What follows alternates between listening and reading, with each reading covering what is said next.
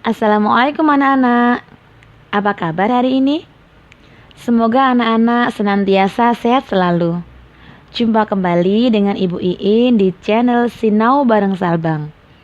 Jangan lupa, sebelum belajar anak-anak silakan berdoa terlebih dahulu ya, agar diberi kemudahan dalam belajar.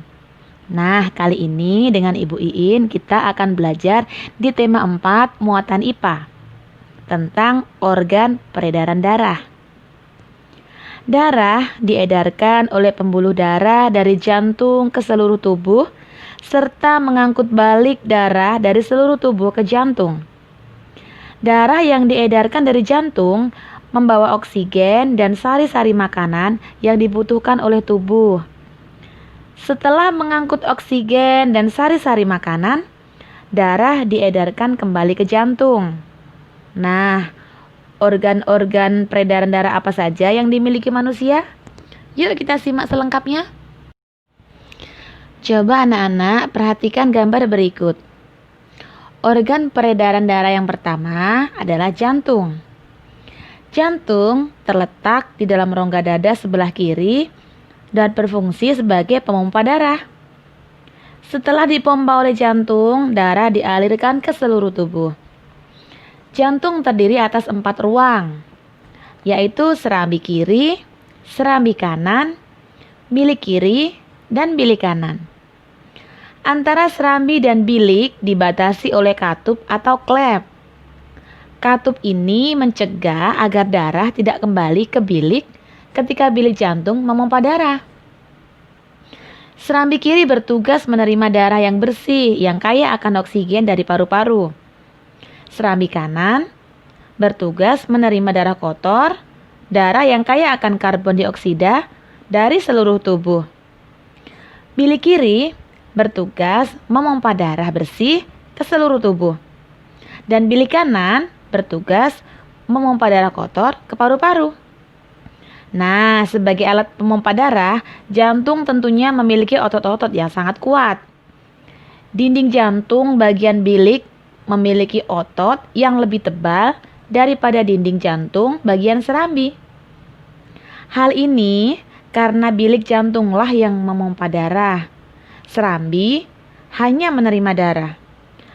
Jantung bekerja memompa darah setiap saat tanpa berhenti.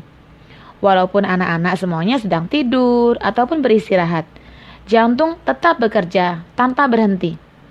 Oleh karena itu, anak-anak haruslah senantiasa menjaga kesehatan jantung ya.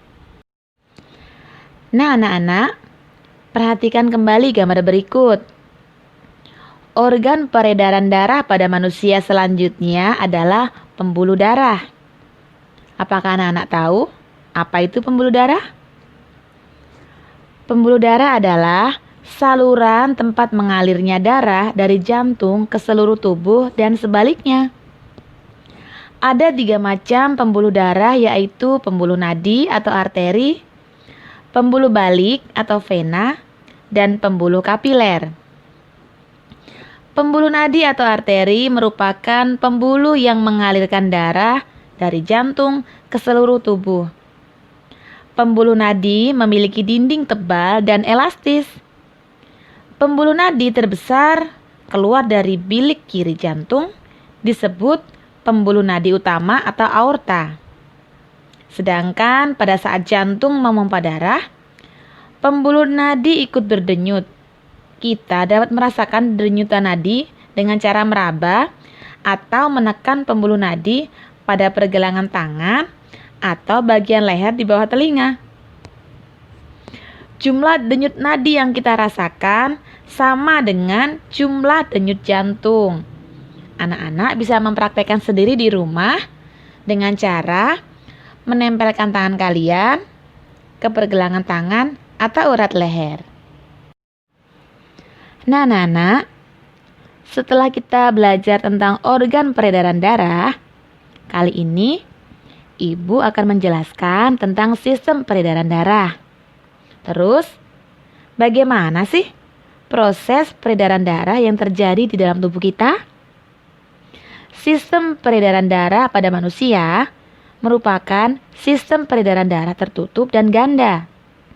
Sistem peredaran darah tertutup berarti darah mengalir melalui pembuluh darah. Peredaran darah ganda berarti darah memasuki jantung 2 kali dalam satu peredaran. Peredaran darah ganda terdiri dari peredaran darah besar dan peredaran darah kecil. Anak-anak tahu tidak? Apa itu peredaran darah besar? Peredaran darah besar adalah peredaran darah yang berasal dari jantung menuju seluruh tubuh dan kembali lagi ke jantung. Jantung memompa darah yang kaya akan oksigen ke seluruh tubuh. Darah membawa sari-sari makanan dari alat pencernaan dan menyebarkannya ke sel-sel tubuh kita. Oksigen, sari makanan, dan air dalam sel serbaguna untuk menghasilkan energi. Kemudian, darah yang telah beredar dalam tubuh membawa karbon dioksida dan zat-zat sisa dari sel tubuh. Dalam perjalanannya menuju jantung, darah yang mengandung karbon dioksida dan kotoran ini akan melewati ginjal dan hati. Kotoran akan dikeluarkan dari tubuh melalui organ-organ tersebut. Darah dengan karbon dioksida terus kembali ke jantung. Gambar selanjutnya adalah gambar peredaran darah kecil. Coba amati baik-baik gambarnya. Peredaran darah kecil adalah peredaran darah yang berasal dari jantung menuju paru-paru dan kembali lagi ke jantung. Darah dari bilik kanan jantung yang banyak mengandung karbon dioksida dipompa menuju paru-paru. Dalam paru-paru terjadi pertukaran karbon dioksida dan oksigen. Darah yang telah mengandung oksigen akan kembali ke serambi kiri jantung. Nah, anak-anak, demikianlah proses atau sistem peredaran darah yang terjadi pada manusia. Mudah-mudahan anak-anak dapat memahami tentang organ peredaran darah dan juga sistem peredaran darah. Setelah anak-anak belajar tentang sistem peredaran darah pada manusia, kali ini kita akan belajar tentang sistem peredaran darah pada hewan. Seperti pada manusia, semut dan hewan lainnya memiliki darah dan sistem peredaran darah di dalam tubuhnya loh. Peredaran darah pada hewan berfungsi membawa cairan ke seluruh tubuh, baik itu berupa darah maupun hemolimfa. Sistem peredaran darah pada hewan dibedakan menjadi 2 macam, yaitu sistem peredaran darah terbuka dan tertutup. Nah, sistem peredaran darah terbuka itu apa sih? Dinamakan sistem peredaran darah terbuka karena darah ataupun hemolimfa dialirkan tidak melalui pembuluh, tetapi langsung dialirkan ke dalam rongga tubuh. Sistem ini dijumpai misalnya pada serangga dan moluska. Sistem peredaran darah serangga terdiri atas jantung dan pembuluh nadi.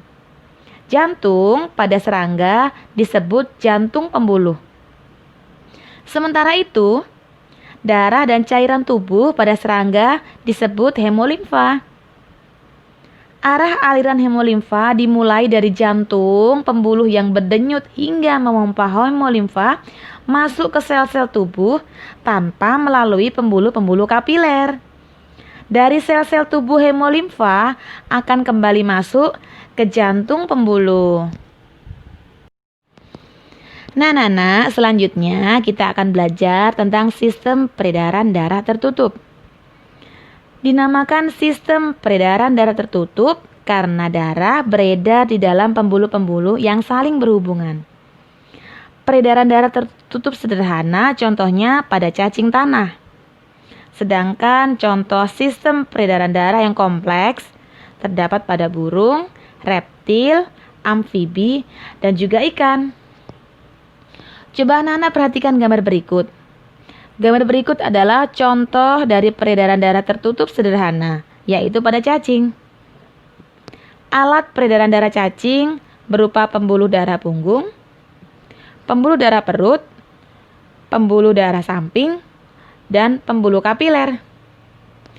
5 pasang pembuluh darah samping berfungsi sebagai jantung. Sistem peredaran darah pada cacing tanah dimulai dengan masuknya oksigen ke dalam pembuluh darah punggung. Kemudian, darah mengalir menuju pembuluh darah perut, lalu ke jantung, untuk dipompakan ke seluruh tubuh.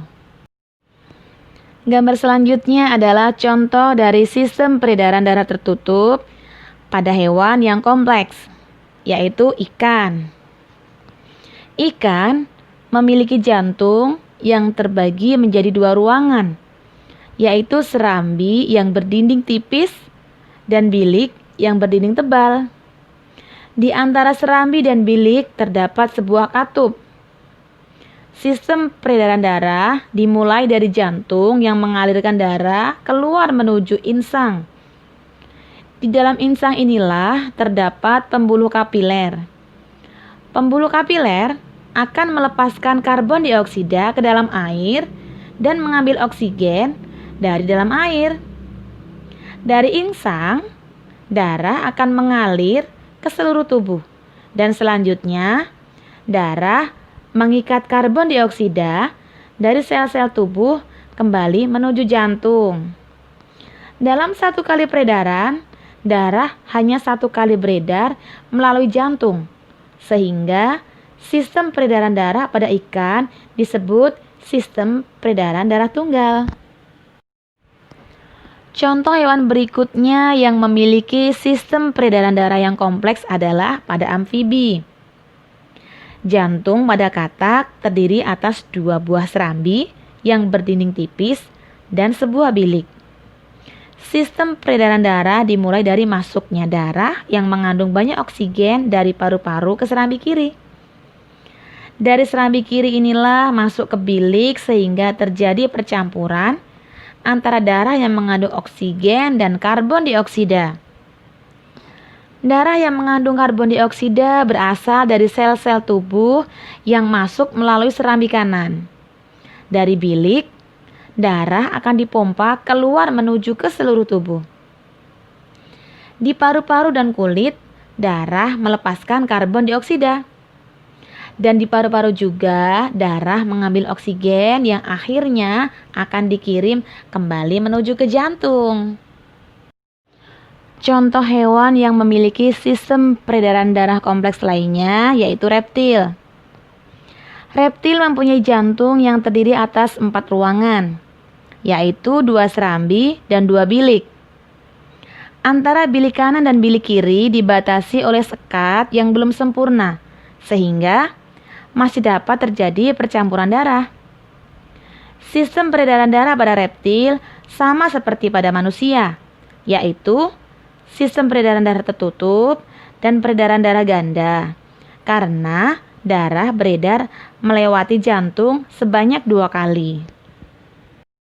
Contoh dari sistem peredaran darah kompleks pada hewan lainnya yang terakhir adalah pada burung. Jantung burung terdiri atas 4 ruang, yaitu 2 serambi dan 2 bilik. Sekat antara bilik kanan dan kiri sudah sempurna, sehingga tidak terjadi percampuran darah. Dan sistem peredaran darah pada burung juga termasuk peredaran darah ganda. Untuk lebih jelasnya, anak-anak bisa perhatikan gambar berikut. Nah, demikianlah penjelasan Ibu In hari ini tentang organ peredaran darah dan juga sistem peredaran darah. Mudah-mudahan anak-anak semua paham dengan apa yang Ibu jelaskan ya. Sampai jumpa di lain kesempatan. Assalamualaikum warahmatullahi wabarakatuh.